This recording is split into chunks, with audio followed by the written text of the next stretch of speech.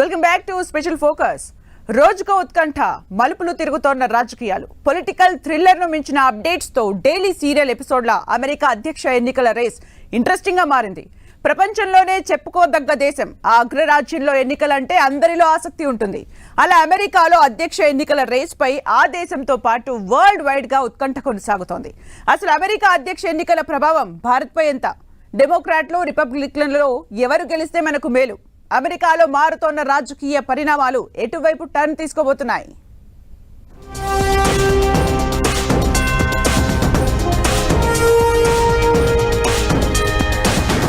America అధ్యక్ష ఎన్నికల రేసులో టగ్ ఆఫ్ వార్. డెమోక్రాట్లు, రిపబ్లికన్లు ఎవరు గెలిస్తే మనకు మేలు? ట్రంప్ అధ్యక్షుడైతేనే చైనాను కట్టడి చేయడం ఈజీనా? అసలే అగ్రరాజ్యం. ఆ దేశంలో ఎన్నికలంటే అందరి చూపు అటువైపే. 4 నెలల్లోనే ఎన్నికలు ఉన్నాయి. జనవరిలో కొత్త అధ్యక్షుడు పదవీ బాధ్యతలు చేపట్టబోతున్నారు. ఈ నేపథ్యంలో అమెరికా అధ్యక్ష ఎన్నికల రేసు అగ్రరాజ్యంలోనే కాదు, ప్రపంచ దేశాల్లో హాట్ టాపిక్ గా మారింది.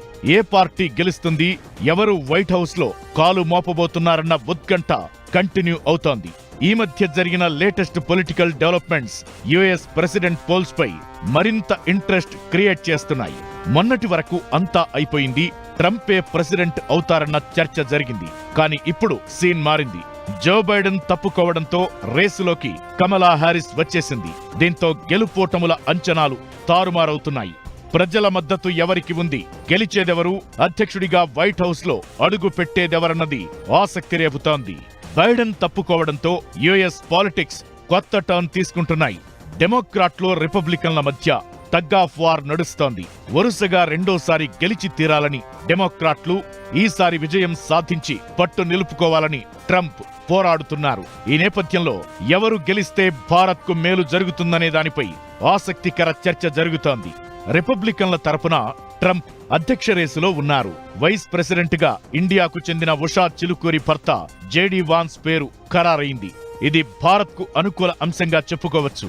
ట్రంప్ భారత్ తో పాటు ప్రధాని మోదీతో సన్నిహిత సంబంధాలు కలిగి ఉన్నారు. డెమోక్రాట్లు, రిపబ్లికన్ పార్టీలను పోల్చుకుంటే రిపబ్లికన్లు గెలిస్తేనే కొన్ని అంశాల్లో భారత్ కు ఎక్కువ మేలు జరుగుతుందన్న చర్చ ఉంది. చైనాతో మనకు ఘర్షణ వాతావరణం ఉంది. పాక్ తో భారత్ కు అస్సలే పడదు. ఈ 2 దేశాల పట్ల డెమోక్రాట్లు పెద్దగా వ్యతిరేకతతో లేరు. ట్రంప్ మాత్రం ఉగ్రవాదంపై ఉక్కుపాదం మోపాలన్న ఆలోచనతో ఉన్నారు. ట్రంప్ చైనాకు బద్ధ వ్యతిరేకి. ఒకవేళ భారత మూలాలున్న కమలా హ్యారిస్ ప్రెసిడెంట్ అయినా చైనా, పాక్ విషయంలో బైడెన్ చెప్పినట్లుగానే నడుచుకుంటారన్న చర్చ ఉంది. అయితే భారతదేశ వ్యూహాత్మక అవసరాలు తీరేందుకు డెమోక్రాట్లు అమెరికా అధ్యక్ష స్థానంలో ఉండటం అవసరం. డెమోక్రాట్లకు బీజేపీ అంటే అస్సలు పాఠం లేదు. ట్రంప్ కు బీజేపీ రాజకీయాలంటే పట్టింపేమీ లేదు. కానీ ఎప్పుడెలా స్పందిస్తారో తెలియదు. ముస్లిం మైనారిటీ ఈక్వేషన్ కారణంగా డెమోక్రాట్లు ప్రస్తుతం అధికారంలో ఉన్న బీజేపీతో అంత సఖ్యతతో లేరు. ట్రంప్ అధికారంలో ఉండగా ఇతర దేశాల కంటే చాలా తక్కువ నష్టం భారత్కే జరిగింది. చైనాతో ట్రంప్ తెగదెంపులు చేసుకోవడం వల్లే అప్పుడు యుఎస్ పుల్వామా, గల్వాన్ ఘటనల్లో భారత్ కు మద్దతుగా నిలిచింది. అయితే రెండోసారి అధికారం చేపడితే ట్రంప్ తీరు ఎలా ఉంటుందో ఇప్పుడే ఊహించలేం. వ్యక్తుల కంటే భారత్, అమెరికా దేశాల మధ్య ఎప్పటినుంచో మంచి సంబంధాలే ఉన్నాయి. భారత్ సామర్థ్యం పెరిగితేనే చైనాను కంట్రోల్ చేయొచ్చన్నది అగ్రరాజ్యం అంచనా. ఇప్పటికే రక్షణ రంగంలో సహకారంతో పాటు అమెరికాలోని పెద్ద పెద్ద కంపెనీలు మన దగ్గర పెట్టుబడులు పెడుతుండటం భారత్పై అమెరికా విశ్వాసానికి ఎగ్జాంపుల్ గా చెప్పుకోవచ్చు. ట్రంప్ ఓడిపోతే చైనా ఆధిపత్య వైఖరికి వ్యతిరేకంగా భారత్ పోరాటానికి అగ్రరాజ్యం మద్దతు చెప్పుకోదగ్గ స్థాయిలో ఉండదు. అలాగే పాకిస్తాన్ పట్ల ట్రంప్ కఠినంగా ఉంటారు. డెమోక్రాట్లు మాత్రం పాక్ పట్ల ఉదారంగా ఉంటారు. అందుకే పాక్ డెమోక్రాట్ల గెలుపును కోరుకుంటోంది.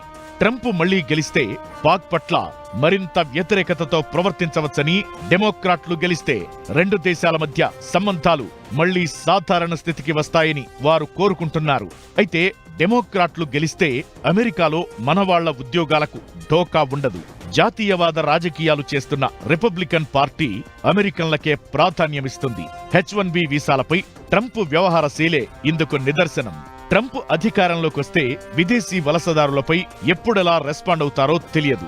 ఒకవేళ H1B వీసాలపై ట్రంప్ వైఖరి మరోలా ఉంటే మాత్రం ఇండియన్స్ కు ఇబ్బంది తప్పదు. డెమోక్రటిక్ పార్టీ గెలిస్తే మన వాళ్ల ఉద్యోగాలు సేఫ్ అనే వాదన వినిపిస్తోంది.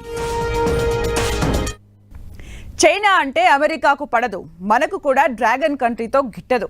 రష్యాతో మనకు మంచి రిలేషన్స్ ఉన్నాయి, యుఎస్ కు రష్యా అంటే నచ్చదు. అంతర్జాతీయంగా ఈ ఇష్యూస్ చాలా ఎఫెక్ట్ చూపిస్తున్నాయి.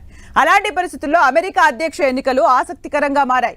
ట్రంప్ గెలిస్తే భారత్కు మేలా, లేక ఇండియన్ మూలాలు ఉన్న కమలా హ్యారిస్ అధికారంలోకి వస్తే ప్రయోజనమా? అసలు డెమోక్రాట్ల సిద్ధాంతాలేంటి, రిపబ్లికన్లు ఫాలో అవుతున్న బేసిక్స్ ఏంటి? మనకు యుఎస్ ఎన్నికలకు సంబంధం ఉందా?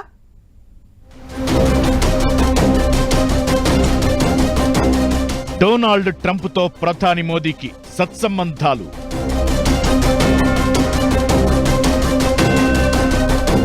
కమలా హ్యారిస్ భారత్ పట్ల సానుకూలంగా లేరా? డెమోక్రాట్లు రిపబ్లికన్లలో భారత్కు అండగా నిలిచేదెవరు?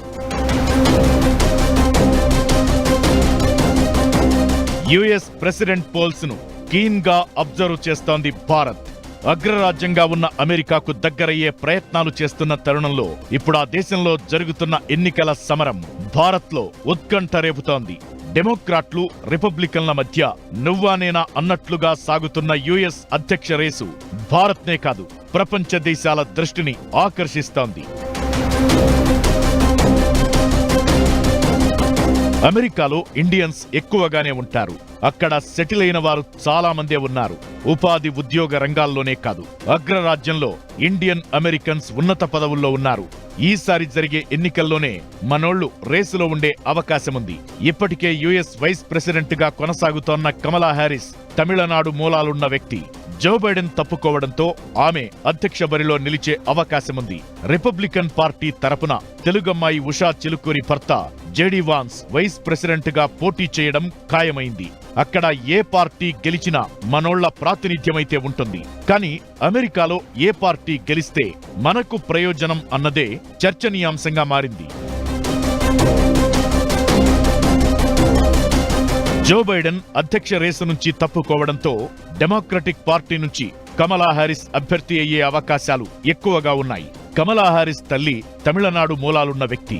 ఆమె తండ్రి మాత్రం జమైకాకు చెందినవాడు. అయితే తన భారతీయ మూలాలపై చెప్పుకోవడానికి పెద్దగా ఇష్టపడరు కమలా హ్యారిస్. డెమోక్రాటిక్ పార్టీ విధానాలో లేక ఆమె వ్యక్తిగత వైఖరో తెలియదు గాని భారత్ పట్ల పూర్తి స్థాయిలో సానుకూల వైఖరి చూపించడం లేదు కమలా హ్యారిస్. యుఎస్ వైస్ ప్రెసిడెంట్ గా ఉన్న టైంలోనూ ఇండియాకు రాలేదు కమలా హ్యారిస్. గతేడాది అమెరికా పర్యటనకు వెళ్లిన ప్రధాని మోదీకి వైట్ హౌస్ లో ఆతిథ్యమిచ్చారామె. మోదీ నాయకత్వాన్ని ప్రశంసించినప్పటికీ కశ్మీర్ విషయంలో కమలా హ్యారిస్ చేసిన కామెంట్స్ మోదీ సర్కార్ను కలవరపెడుతున్నాయి. కశ్మీర్ పై మోదీ విధానాలను విమర్శించిన హ్యారిస్ 370 ఆర్టికల్ రద్దును తప్పుబట్టారు. కశ్మీరీలు ఒంటరిగా లేరని కూడా చెప్పుకొచ్చారు. ఇండియన్ మూలాలున్న ఆమె కశ్మీర్ విషయంలో పాక్కు అనుకూలంగా కామెంట్స్ చేయడం చర్చనీయాంశంగా మారింది. ఇక రిపబ్లికన్ పార్టీ అధ్యక్ష అభ్యర్థి మాజీ ప్రెసిడెంట్ డొనాల్డ్ ట్రంప్తో ప్రధాని మోదీకి సన్నిహిత సంబంధాలున్నాయి. ఇద్దరు నాయకులు తమ తమ దేశాలలో రాజకీయ ర్యాలీలలో ఒకరికొకరు ఆతిథ్యం ఇచ్చుకున్నారు. 2019 సెప్టెంబర్లో ఇండియన్ అమెరికన్లతో హౌడీ మోడీ ఈవెంట్ను నిర్వహించారు ట్రంప్. ఈ కార్యక్రమంలో ప్రధాని మోదీకి అపూర్వ స్వాగతం లభించింది. లక్షలాది మంది ఇండియన్స్ ను ఉద్దేశించి ప్రసంగించారు మోదీ. 2020లో నమస్తే ట్రంప్ అనే కార్యక్రమం కోసం మోదీ సొంత రాష్ట్రమైన గుజరాత్లో పర్యటించారు ట్రంప్. అహ్మదాబాద్ లో దాదాపు 1,00,000 మంది ప్రజలను ఉద్దేశించి ప్రసంగించారు. ట్రంప్ గుజరాత్ పర్యటన తరువాత ఈ ఇద్దరి నేతల మధ్య బంధాలు బలపడినట్లు ఎక్స్పర్ట్స్ చెబుతున్నారు. అప్పట్నుంచి మోదీపై ట్రంప్కు సానుకూల వైఖరి ఏర్పడిందని అంటున్నారు. అందుకే భారత్ స్వతంత్ర దౌత్య విధానంపై ట్రంప్ అసంతృప్తిగా లేరన్న చర్చ ఉంది. ట్రంప్తో మోదీ దోస్తీ ఇలా ఉంటే అమెరికా గడ్డపై ఓ సిక్కు కార్యకర్త హత్యలో భారత్ ప్రమేయముందని ఆరోపణలు ఉన్నాయి. అలాగే రష్యా అధ్యక్షుడు పుతిన్ను మోదీ కౌగలించుకోవడం అమెరికాకు చిరాకు తెప్పించాయి. ఈ రెండు అంశాలు అమెరికా భారత్ మధ్య కాస్త గ్యాప్ క్రియేట్ చేశాయన్న టాక్ ఉంది. ఈ నేపథ్యంలో నవంబర్లో జరిగే ఎన్నికల్లో యుఎస్ లో ఎవరు గెలిచినా అమెరికా భారత్ సంబంధాలు పటిష్టమయ్యే నిర్ణయాలు తీసుకోవాలంటున్నారు ఎక్స్పర్ట్స్.